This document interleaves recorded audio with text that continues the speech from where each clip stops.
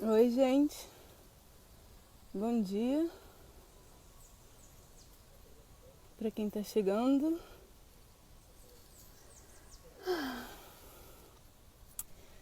Tô aqui um pouquinho nervosa com esse tema por também ser uma aprendiz do que o Dominique vai falar com a gente. Com as lavandas. Bom dia. Eu tô tentando fixar aqui o tema da conversa para quem chegar depois. Tá? Conversa. Enquanto o Dominique vai chegando, esperar ele entrar, todo mundo entrando. E eu tô tentando fixar o tema aqui, tá? Dominique.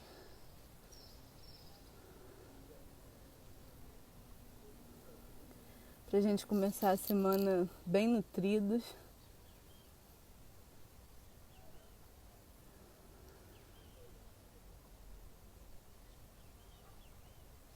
Acreditar, se acalmar, se nutrir, como o videozinho que eu coloquei no cordelzinho mais cedo, que a Dani compartilhou comigo lá pela nossa escola. Dani tá aí, que eu já vi.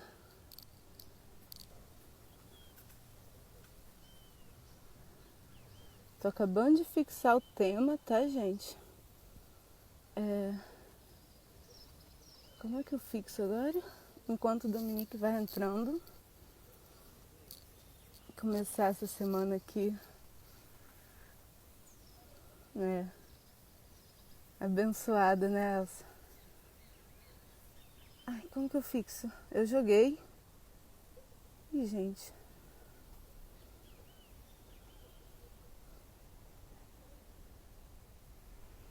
Não. Ai, cliquei errado. Fixar comentário. Fixando. Fixei. Obrigada pela dica, gente. Valeu, Marcos. Era pra clicar em cima, né? Bom. Estamos aqui então. Dominique já vai entrar. A gente... Acho que é um tema que desperta curiosidade, né? Muitas pessoas até perguntaram se é possível mesmo. Será que é possível a gente gostar de pessoas como tantas plantas? E acho que é importante a gente poder refletir sobre esses assuntos, no momento que a gente está vivendo. Acho que, de uma forma geral, quem já leu o livro, né, de comunicação não violenta, quem já fez até uma intro sobre isso, acaba achando que vai existir um mundo perfeito, né, sem conflitos, que vai sair da aula, do curso, da introdução que ele dá. Ah, já sei resolver todos os meus conflitos, não vou ter mais conflitos na vida, essas coisas. Foi, né? E acho que é uma grande ilusão, né? Porque a gente não sai de uma introdução ou acaba de ler um livro e de repente o mundo deixa de ser violento. Acho que isso é uma grande ilusão pra gente mesmo. Como se fosse possível, né? E acho que a Dom entrou.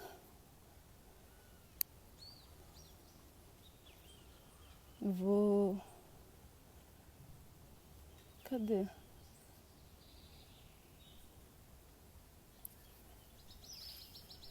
Tô convidando aqui.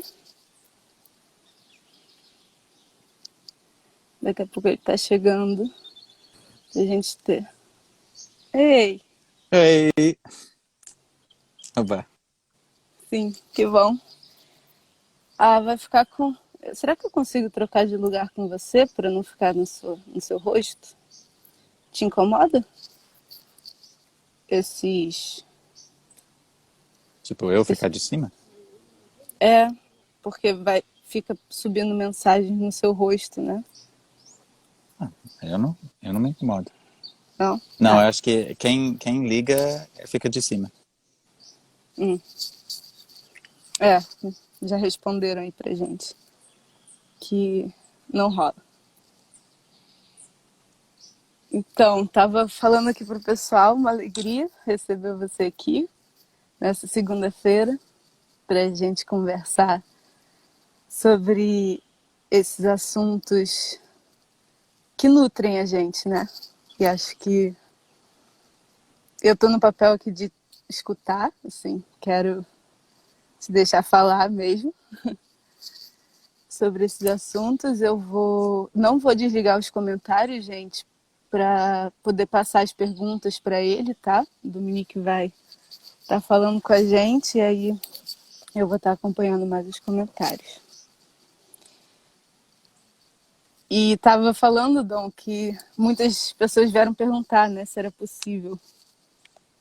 Eu acho que as pessoas. É, é o título do nosso live que foi um processo profundo de pensamento de mais ou menos 5 segundos. Acho que foi levado muito sério para algumas pessoas. Mas é sério, obviamente é sério. É profundo o assunto. Mas só para poupar o tempo de quem está junto com a gente, por favor, não espere algum tipo de resposta mágica, porque eu acho que nem eu nem a Alice tem. Sim, acho que essa é a proposta mesmo, né? Como a gente consegue, nessa linguagem que a gente lida com as plantas, né? De cuidado com as plantas e de realmente perceber que é um outro ser vivo, como que isso se traduz também por esse contato, né? Da, das relações.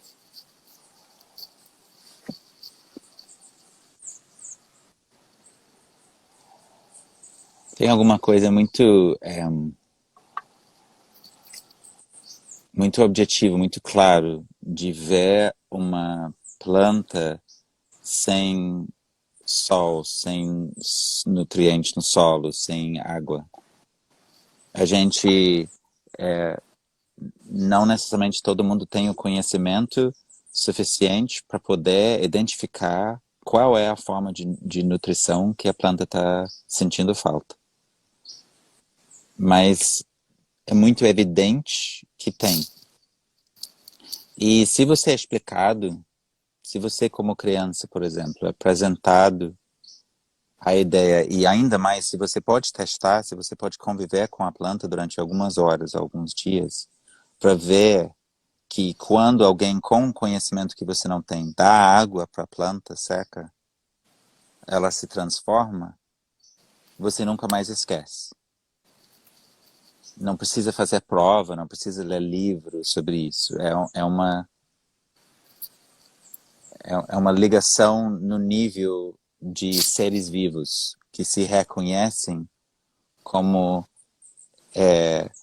requerendo certas condições para poder florir, crescer, para com um pouco mais de observação, você vê que tudo é heliocêntrico, né? Tudo é orientado pelo movimento para se alinhar de um percurso entre o centro da Terra e o Sol. Você sabe que as plantas precisam de ar, você logo você enxerga que o solo faz diferença e que tem formas de nutrir o solo. E tem certos nutrientes que uma planta gosta e outras que gostam de outro lugar. Tem a planta que gosta da sombra, e etc, etc. Então, eu ainda não abri um livro, eu não teve nenhum conhecimento técnico, científico, isso é fantástico para quem quer. Mas simplesmente observando isso, ou tendo um mínimo de companhia nessa convivência, você vê essas coisas. E o que me surpreende é a quantidade de energia que a gente investe na ficção de que seres humanos são distintos de algum jeito fundamental nesse quesito. Eu nunca vi uma pessoa olhando para uma planta que está murchando e gritando para essa planta. Gritando que a planta é preguiçoso, que a planta é idiota, que a planta é burro, né? Como a gente escuta na escola. Gritando que, ou explicando para a planta, olha, planta, seu problema é assim, sabe? Você tem um desvio de comportamento, etc, etc, e vem uma enxurrada de diagnósticos, todo com uma base pseudocientífica dizendo que não, isso é uma descrição objetiva das falhas do seu jeito de viver, de se relacionar, etc, etc. Isso é que falta de autoestima que você tem, que você não cresce bonito. Eu nunca vi uma planta florir porque alguém gritou para ele mandando ele florir. Mas é isso que a gente faz com as crianças, é isso que a gente faz com um do outro, e a energia investida nisso é milhares de vezes maior do que a energia necessária para nutrir o ser humano da mesma forma que a gente nutre a planta. Então, se eu estou me perguntando como é que eu posso gostar de seres humanos tanto quanto eu gosto do mato, tanto quanto eu gosto de uma paisagem, tanto quanto eu gosto de um riacho, tanto quanto eu gosto do mar, tanto quanto eu gosto de um gato. Então, eu começo me perguntando perante um ser humano sem subnutrido daquilo que é não negociável em termos do seu bem-estar, qual é a minha abordagem? Eu grito, eu critico, eu me distancio, eu corto as relações, eu me afasto, eu tento salvar o outro, conduzir o outro, começo a virar professor e explicar para o outro o que ela precisa fazer de ser diferente, tudo isso, né? Fico enchendo a pessoa de elogios ou de críticas, porque no final faz pouca diferença. Eu objetifico ela, eu olho ela como se ela tem algum tipo de falha mecânica, algum tipo de problema na sua... Aí eu tenho que inventar características, porque não tem como terminar essa frase, né? No seu ego, no seu caráter, no seu índole, etc, etc. Aí qualquer palavra serve, porque não tem base objetiva nenhuma. Ou minha abordagem é o mesmo que seria perante uma planta. Sim. Quando você fala isso, eu imagino, porque eu realmente tenho mais facilidade de lidar com as plantas. Então, para mim, é mais fácil identificar as necessidades das plantas do que das pessoas, né? Então, Sim. se eu olho uma planta secando, eu vou tentar entender o contexto dela, né? O vaso que ela tá, o ambiente que ela tá, o solo que ela tá, se aquele solo tá seco, se tá úmido, se tá com um tamanho suficiente para ela, essas coisas. Se ela tá feliz porque ela é uma planta de umidade e está no seco, ou se ela é uma planta de seco e está na umidade, essas coisas. Então, como isso se faz, né? Com os É claro humanos que também. você gosta mais de relacionar com plantas, né? Nenhuma planta nunca te deu uma nota baixa. Sim. Nenhuma planta nunca terminou contigo. Sei lá, essas coisas que a gente inventa.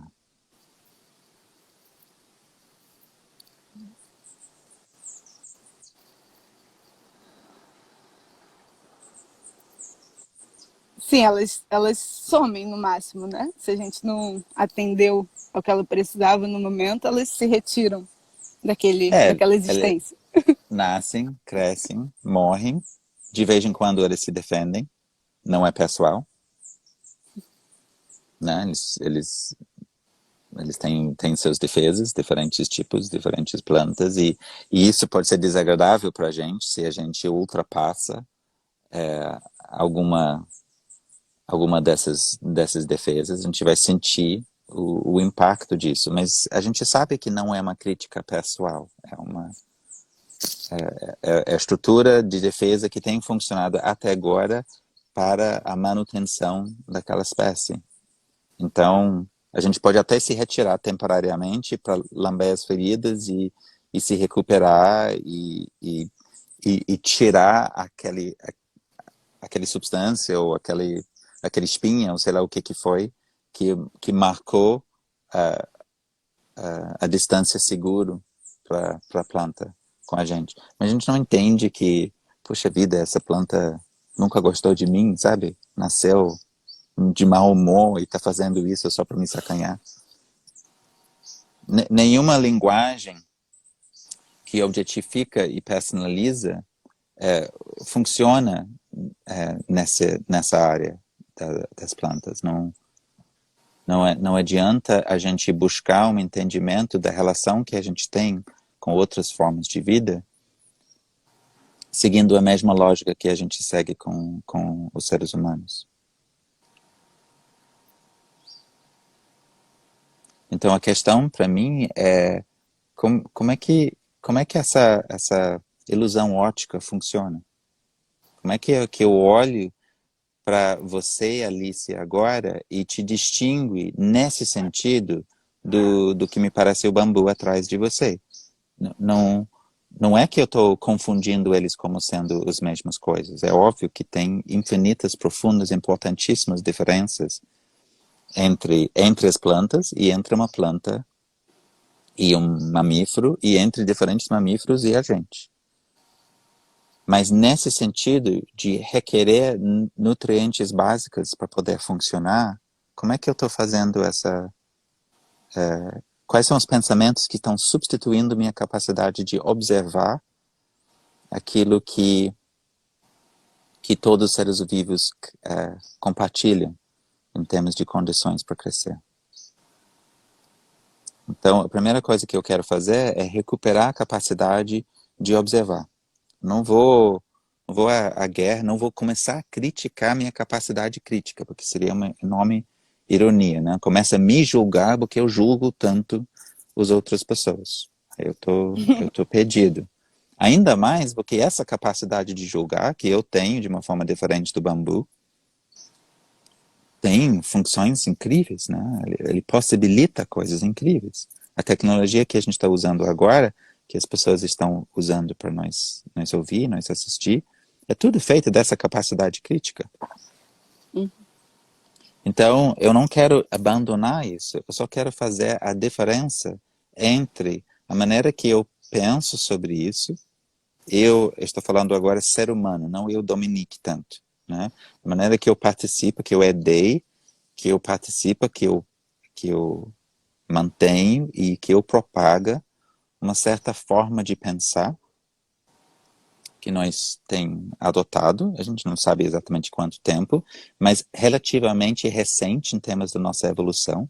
Então, 5, 8, 10 mil anos, talvez, são os melhores chutes que as pessoas que pesquisam isso têm sobre a adoção de uma certa forma de pensamento que não é mais heliocêntrico, que não providencia o crescimento, que não enxerga toda forma de vida como sagrado, íntegro, completo em si, mas que faz uma exceção quando a gente está falando de mim.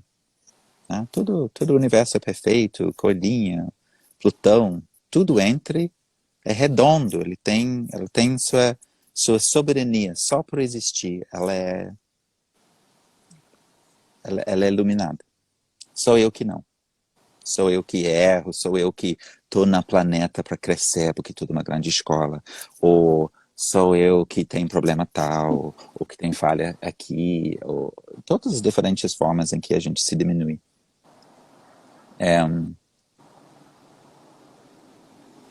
Eu quero observar o funcionamento disso, porque ela vai continuar, ela é um condicionamento bem forte, e distinguir isso daquilo que eu observo quando você, alguns segundos atrás, Alice, pegou água para beber. Né? Se tem a possibilidade de um pensamento surgir na minha cabeça, pensando, poxa vida, o anfitrião desse live não é muito profissional, né? Ela podia ter bebido água antes e segurado agora para não chamar atenção. Eu estou falando e todo mundo fica olhando para ela, falando, ai, é água, que bom. Várias pessoas saíram do live para ir lá pegar água para beber, perderam, sabe? Blá, blá, blá, blá, blá, blá, blá, blá, blá. Tudo isso que a gente fabrica, distinguir isso da observação do organismo se cuidando ou do organismo chamando o cuidado dos outros. A base do fato que quando eu te vejo bebendo essa água, eu não vejo algo distinto de mim. Há uma força, há uma ondinha, assim, que funciona através do som, através da visão, mas também através de alguma coisa não tão visível, que faz com que meu corpo muda vendo seu corpo precisar ou receber água. Tem um efeito que às vezes é descrito em termos de espelho, mas ele não é exatamente um espelhamento, porque não me condiciona, eu não tenho que beber água agora. Mas é despertado em mim uma pergunta para o meu organismo. Precisa de água? E é possível que naquele momento, o fato que eu já preciso de água faz um tempo, só assim, naquele momento de ver você beber, chega a minha consciência. Então, eu quero distinguir todas as diferentes maneiras que eu fui ensinado a pensar criticamente, em termos de avaliação, e distinguir isso da experiência de observar o que é que a vida precisa. E fortalecer a minha capacidade de estar cuidando da vida, não para que um substitui o outro, mas que pode ter um diálogo dinâmico interno entre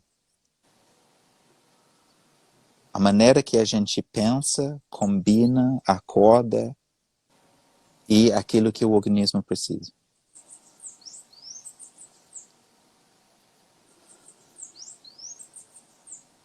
Falando nisso, vou beber água.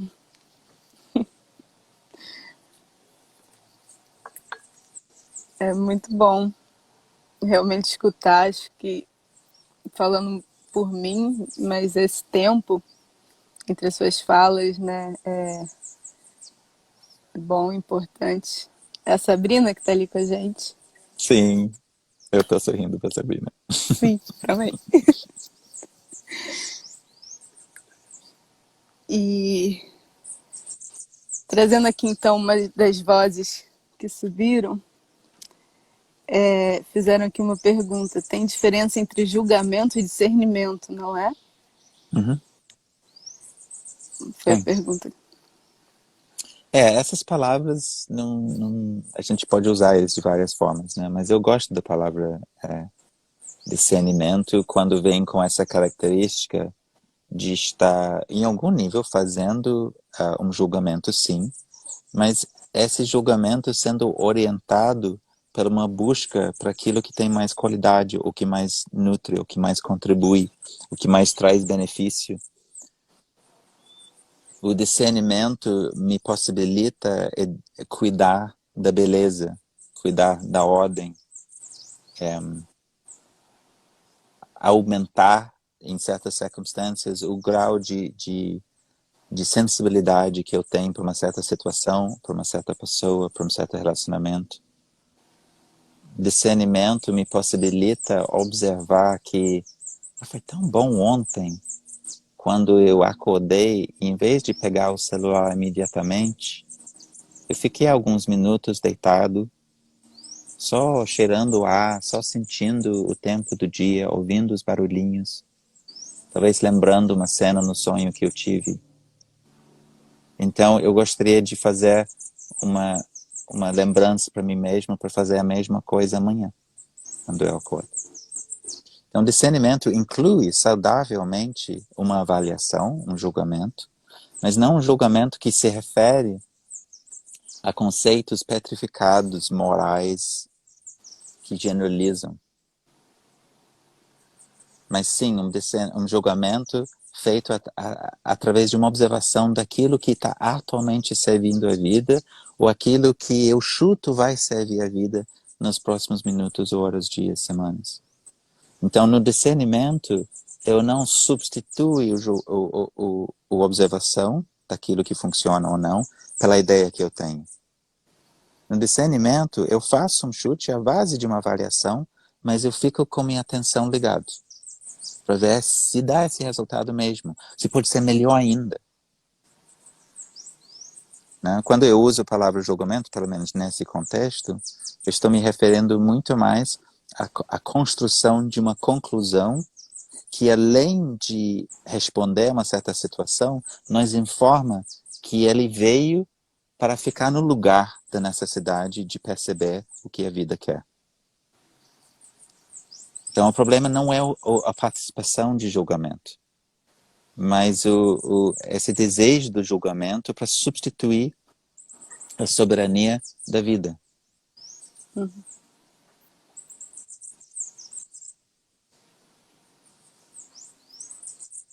Como se eu escutei muito, e também das outras manifestações suas, que você traz isso, né? Como se o julgamento ele afastasse a gente dessa condição de ação, desse lugar que a gente pode agir, né? Sim. Ou talvez a gente pode ser ainda mais precisa. Não é o julgamento que faz isso, mas a atenção e importância que eu dou. Uhum. Então, eu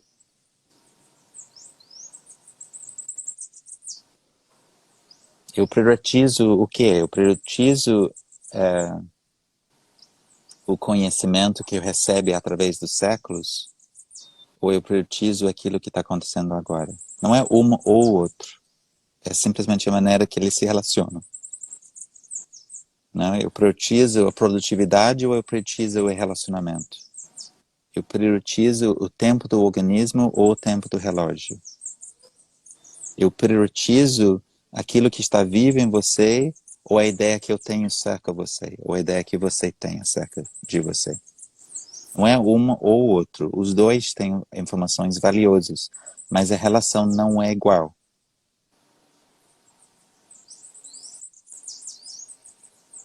E a gente vê isso, os fatos mostram isso muito claramente, né? Vamos dizer, eu estou num argumento com alguém, a gente está na intensidade da discussão, talvez a gente está com as vozes levantadas, a gente está com perigo de estar doendo um do outro com aquilo que a gente está dizendo, aquilo que a gente está ouvindo, é complexo.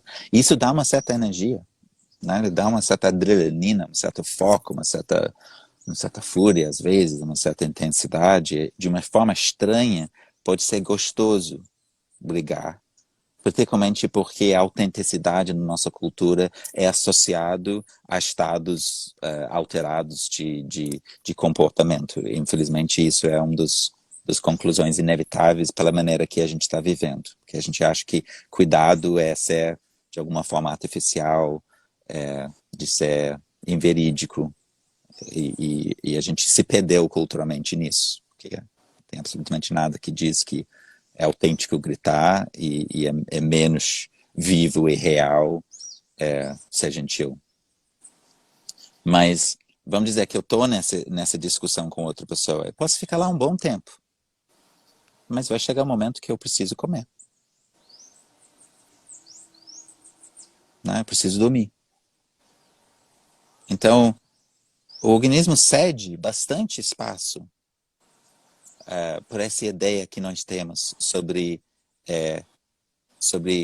como nós não somos como as plantas, como as condições que a gente precisa são outras, como a gente está profundamente quebrado em algum lugar, essa estranha forma de arrogância invertido, né, em que tudo é sagrado e completo em si, só eu que não. O organismo é bastante tolerante com isso. Mas ceder, as tentativas de ceder cada vez mais espaço do orgânico, do factual, do vivo, para essas ideias, e o organismo começa a cair, começa a sofrer saúde. A mesma coisa com o relacionamento começa a sofrer, porque é muito tempo desde que o relacionamento bebeu água. Né? Desde que os alunos e o professor beberam água juntos, desde que o casal bebeu água juntos, desde que a família bebeu água juntos. Qual é a água do relacionamento? Isso é uma questão que eu imagino seria um dos primordiais de uma cultura, mas nossa cultura não responde a essas perguntas. Ela fala que outras coisas que ela mesma criou são mais importantes. né? E em termos dos sistemas sociais, igualmente, quanto tempo nossa economia não dorme, não descansa? Quanto tempo nosso sistema de saúde não é nutrido de novo? E claro que agora, num momento como essa, a gente vê por quanto tempo. E a gente vê as consequências que isso tem. E a gente vê essa luta entre a ideia do que a gente deveria fazer e os fatos da nossa interação com outras formas de vida, neste momento particularmente com um vírus que, de novo, é impessoal, não está mal com ninguém. Às vezes a gente inventa histórias para tentar entender, né? Ah, não, esse vírus veio para nos ensinar uma aula e você tem aqueles vídeos que a pessoa antropomorfiza o próprio vírus, né? Fazer o vírus falando e dando uma lição para a humanidade, tudo. Tá, você pode contar as histórias do jeito que você quiser, contando que você lembra que eles são histórias. Histórias iguais aos diagnósticos, iguais às avaliações, iguais aos julgamentos que a gente faz para um do outro.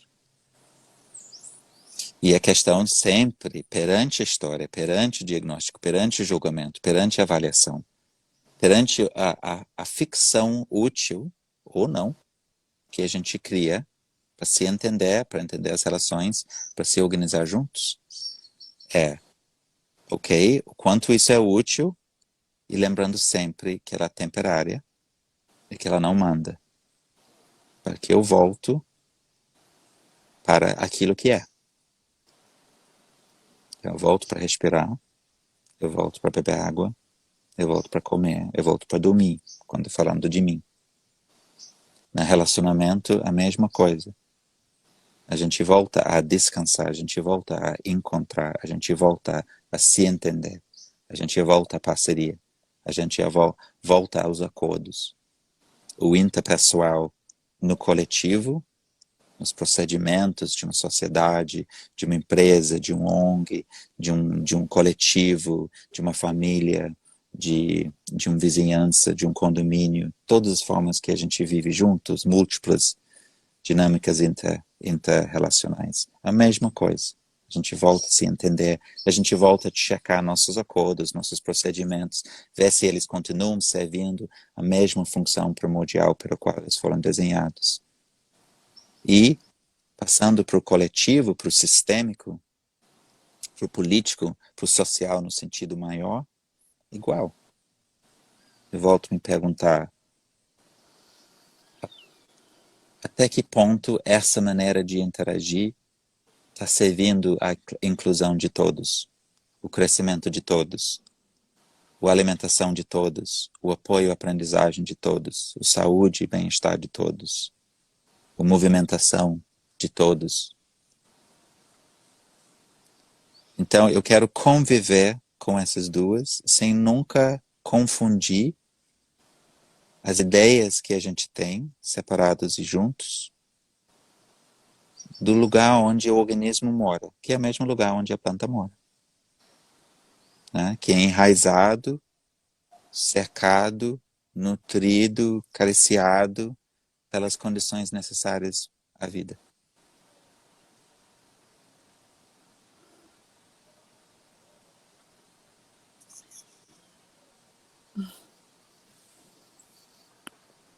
Vocês entenderam, gente? É isso. É bom, vamos dar uma pausinha, ver os comentários, porque eu também não sei se as pessoas entendem.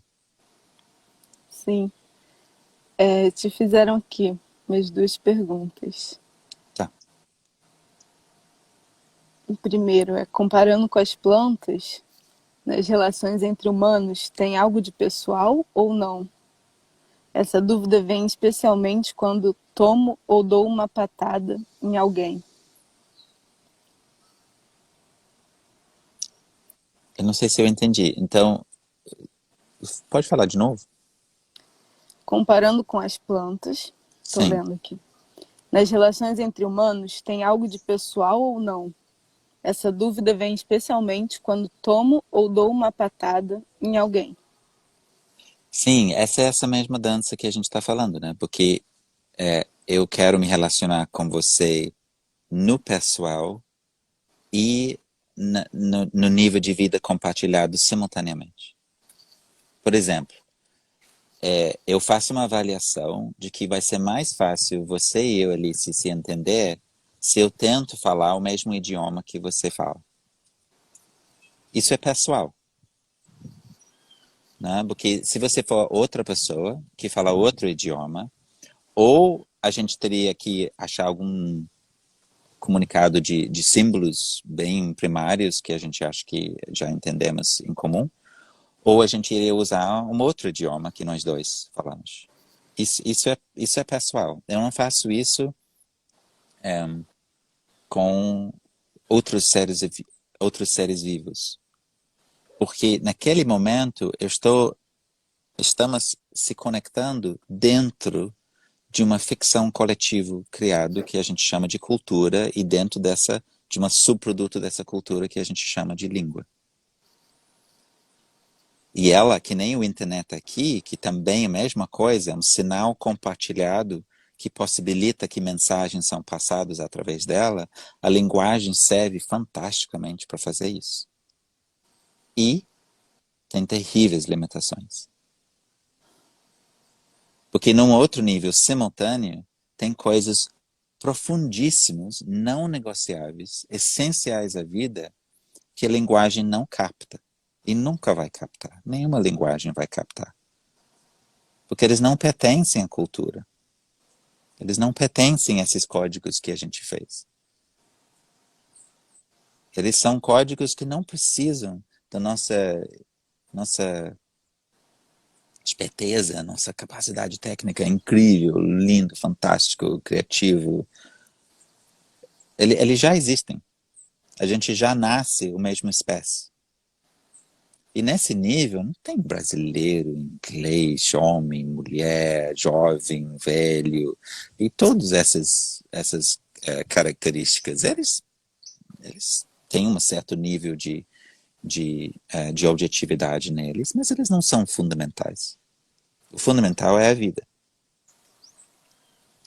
Então, eu me relaciono com você pessoalmente e humanamente, ou biomente, eu não sei como falar, no nível de vida, né? Heliocentricamente, eu estou identificando em você a mesma orientação. Você também se alinha com sua coluna, com seus ossos, com o seu intencional desequilíbrio constante. Você se alinha na mesma direcionamento imaginário entre o centro da Terra e o Sol, que eu. A gente se alimenta das mesmas coisas. Então, nesse nível, não é pessoal. Nesse nível, a única questão é como distribuir a nutrição para todos. A única questão é qual nutrição você precisa agora.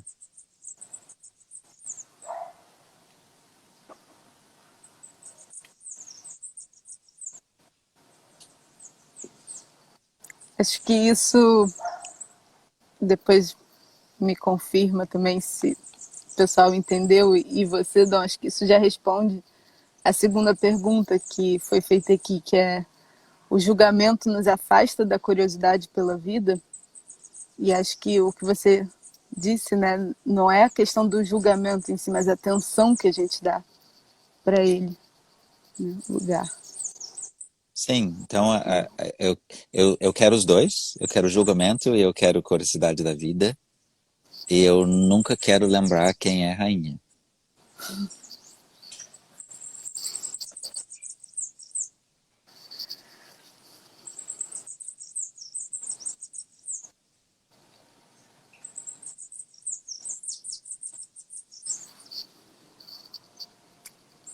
Mais uma pergunta aqui, então. A Luíse fez essa pergunta aqui. Existe algum exercício, reflexão ou prática mental ou de alma para que possamos sentir mais a natureza, meio ambiente, mais próximo de nós nesse momento? Uma forma de contemplar no corpo, alma e mente.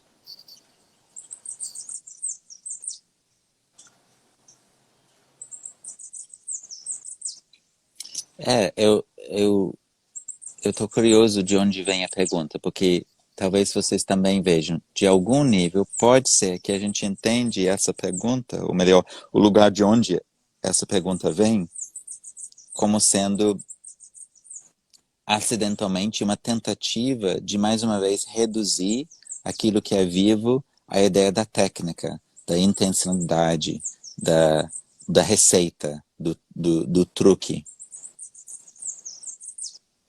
Ou a pergunta pode vir de um lugar que diz, dado essa situação em que a gente está, que você e eu, Alice, estamos descrevendo agora, o que você tem visto como forma de,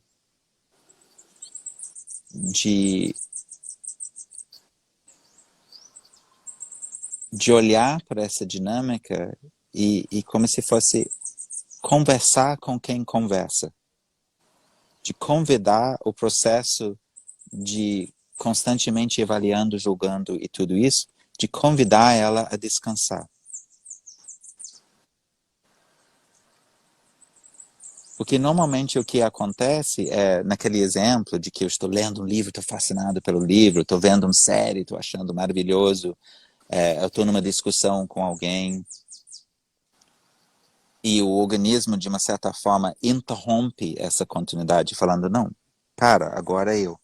Estou adorando a comida, quero comer mais e mais e mais daquele gosto fantástico. E em um certo ponto o organismo fala, não, pausa. Né? Eu vi, eu acho que 4 capítulos de uma série ontem. Aí tem um momento que o organismo grita, se movimenta, cara. Sai do sofá. Né? Ou aquele exemplo que a gente estava falando, na briga, em que em algum momento você tem que respirar, tem que beber água, tem que descansar. Tá, mas tem um momento em que o próprio pensamento, o próprio processo de raciocinar pode descansar? Essa é a pergunta que me abre para não só observar natureza, tipo, eu me desloca até o ser vivo e dou minha atenção para aquilo que não é da minha espécie. Mas de uma outra ordem de pausa.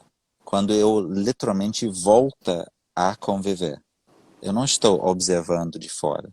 Eu volto a conviver o que é único de mim, convivendo com o que é único do verde ou do outro espécie mais perto de mim. E isso é uma pergunta muito, muito profunda. Né? Qual é o diálogo que o organismo faz com o próprio processo monológico interno? Como convidar o monólogo a dialogar e agora como convidar o monólogo a descansar?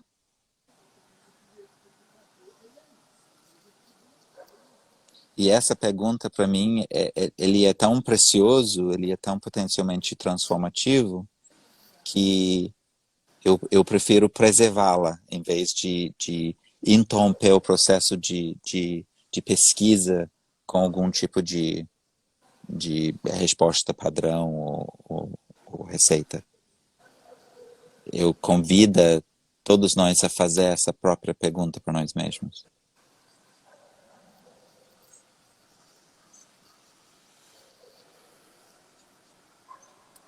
Nossa, uau.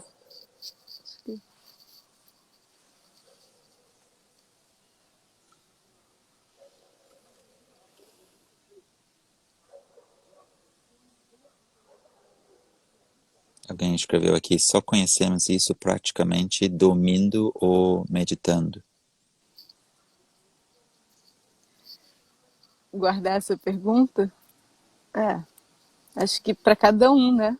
É muito que a gente fala das plantas, assim, às vezes as pessoas querem uma receita de como ter uma planta em casa, como Sim, receber. Isso não existe, assim, não existe. É sempre esse momento que é a preciosidade mesmo da observação do que aquele ser vivo está tentando te falar, né?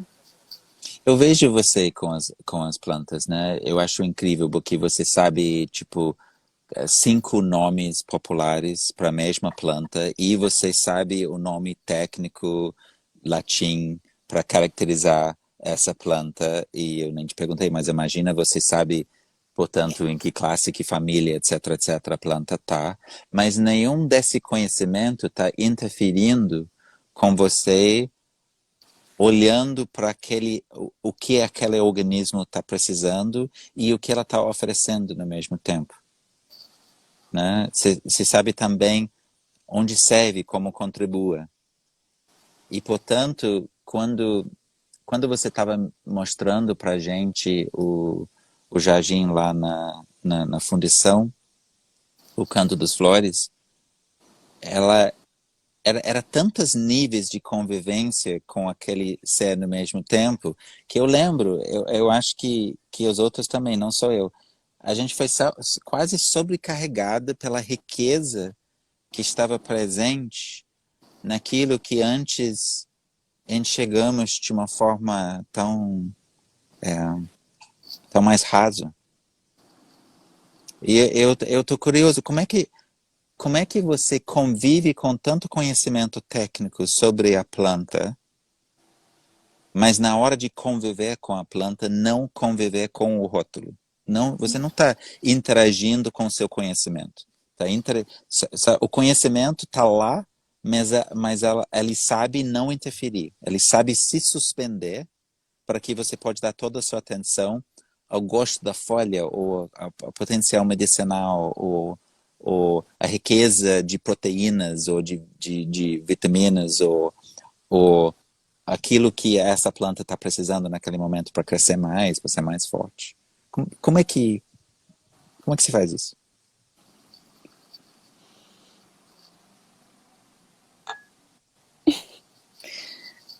Não sei nem se eu sei te responder isso.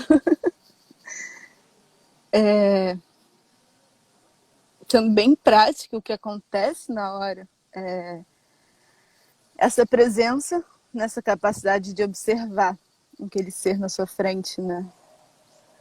E não, não é algo que a gente simplesmente faça, assim. Eu vejo, já tive uma resposta de uma pessoa que trabalhou num mutirão com a gente, na implementação do jardim de chuva lá, quando a gente estava plantando algumas mudas que chegaram já com flores, e a gente estava fazendo o processo de transplantar essas plantas, né, tirá-las de um saquinho menor e colocar na terra. E nesse processo, era importante que eu podasse as flores que já vinham, porque as flores estavam naquela mensagem da planta num recipiente menor. Então a gente estava cortando as flores. E é um processo bem racional para alguém que está vendo de fora, de uma pessoa que vai lá podando uma por uma aquelas flores, né, que, que são a beleza que visivelmente se vê, né? O que eu pensava naquele momento é, cada serzinho daquele, eu queria que ela crescesse e ficasse mais forte para florescer mais. Então, meu processo interno era de me conectar. Eu realmente não estava prestando atenção nas outras pessoas em volta, eu estava só com aquelas plantas. E me conectando com elas, entendendo aonde eu vou cortar para ela poder crescer mais forte, né? Então, não sei me ver esse exemplo, assim. Sim. Obrigado. O que eu reflito enquanto te escuto é que é como se por trás do que você está falando tem uma distinção chave sendo muito bem cuidado. E eu imagino que tem infinitas maneiras de entender isso ou descrever isso, mas que me veio à mente enquanto te ouvia e tem sido muito útil para mim, que é uma das maravilhas que a língua portuguesa contribui para o mundo, porque mesmo que outros idiomas tenham essa distinção, são uma minoria, que é a distinção entre ser e estar. Então, o conhecimento técnico está lá no nível do ser. essa planta é fulano de tal, né? O nome técnico dela é tal. E aí é uma sequência de conhecimentos, né? De, de dados fixos que duram. Portanto, o verbo ser tem essa maravilha, que ela finge que tempo não existe. Ela finge o imutável. Não existe imutável, mas ela finge muito bem. Ela faz É como se ela diz, bem, está durante muito tempo. Tanto tempo que vira ser. Né? Mas o olhar direto, a conviver, a relacionamento com o ser vivo é totalmente no nível de estar. Portanto, não é suficiente pensar, tem que observar. Tem que olhar, sentir, cheirar, cutucar para ver como o ser está e o que ela podia estar querendo. Então, essa convivência entre esses dois níveis, o temporal, o específico, o particular, o momento, o nunca generalizar, o sempre observar, de um lado, e o sim, generalizado, atemporal, classificatório, diagnóstico, etc., etc., do outro nível. E me parece que a inteligência por trás dos resultados que vocês conseguem com o seu trabalho vem de um certo ordem interno, em que o ser sabe quando funciona, sabe para que serve, como contribui. E também, igualmente, sabe se calar, sabe pausar, sabe entrar em espera quando você observa. Então, os dois coexistem, um não tem ciúmes do outro. É isso que eu gostaria de ver na convivência das relações com os seres humanos. E agora, quando eu volto a falar inglês, assim, a perda dessa distinção, às vezes eu paro no meio da frase pensando como é que é possível que esse povo consegue fazer qualquer coisa sem ter uma maneira simples e universalmente utilizável como essa distinção entre ser e estar. Ela é tão essencial a, bem, qualquer coisa que me interessa para falar sobre. Sim.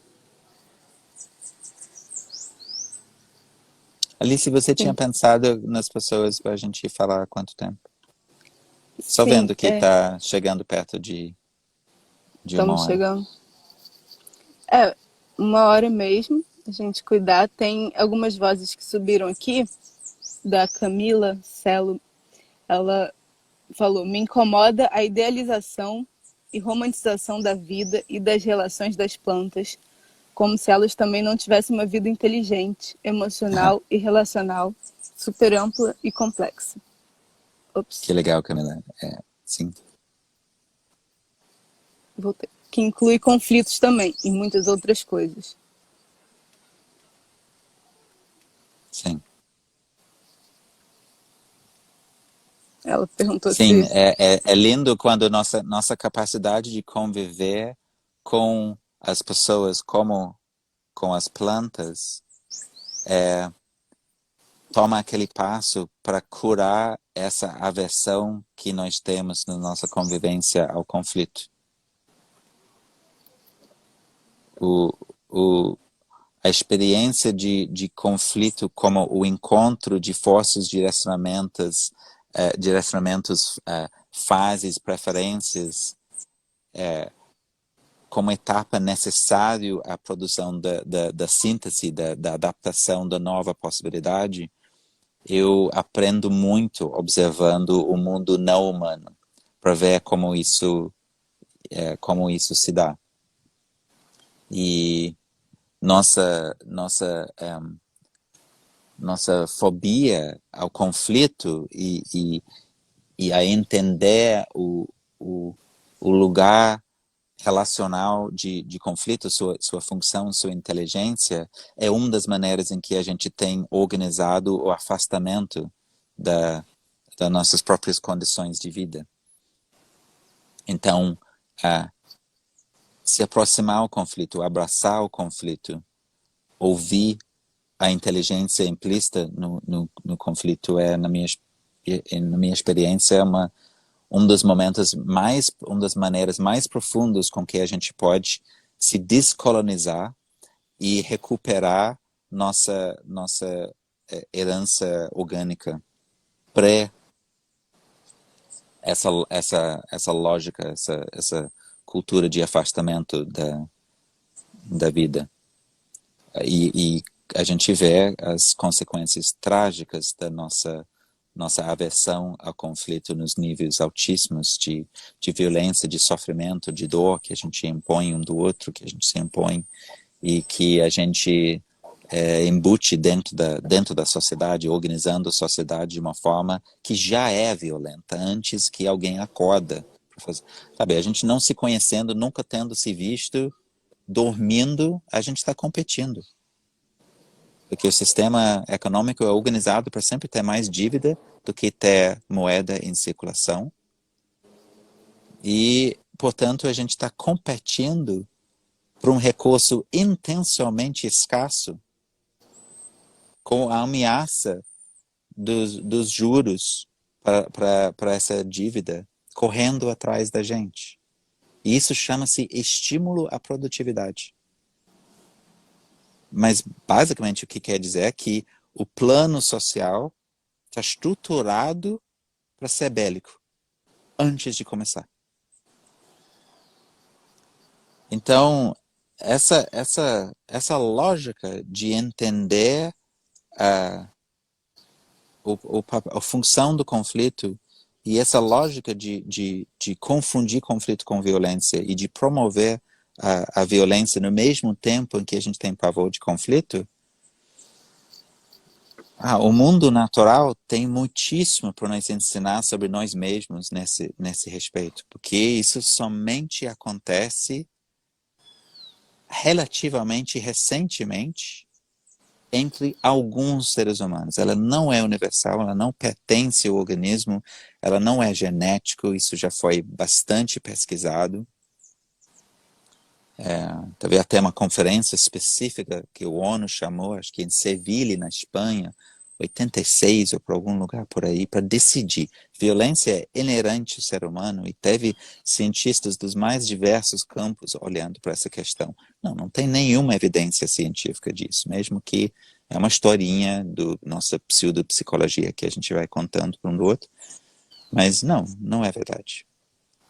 Então, observar como o conflito funciona no mundo natural, na humana, e aprender disso tem sido uma das formas de me livrar desses 500 anos e desses 5.000, 8.000, 10.000 anos de forma mais potente, assim, de descolonizar essa lógica por dentro de mim, para voltar a viver dinamicamente, portanto, às vezes, conflituosamente com os outros, entendendo o conflito como sendo um feedback que existe dentro de qualquer sistema, nós, ou coletivo, informando que, por ser vivo, se atualizou. E, portanto, os acordos, os entendimentos precisam também ser atualizados.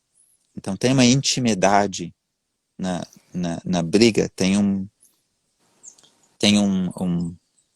amor no treta próprio para treta. Formas de viver isso que o organismo precisa como qualquer outra coisa. Sim. A gente está chegando bem no fim. Temos 40 segundos, o relógio começou a contar aqui. Como você tá? Você quer concluir? Vai cair, né? Sim. Então, 30 segundos para a gente decidir se amo conclui vocês, agora. amo um do outro, amo plantas. Né? Obrigado, Alice, por isso. Muito obrigado. Eu que agradeço muito você estar aqui e poder compartilhar essa nutrição com a gente. Vamos fazer de novo. Vamos. Que bom. 5 Beijos. segundos. Tchau, gente. Agradeço todo mundo.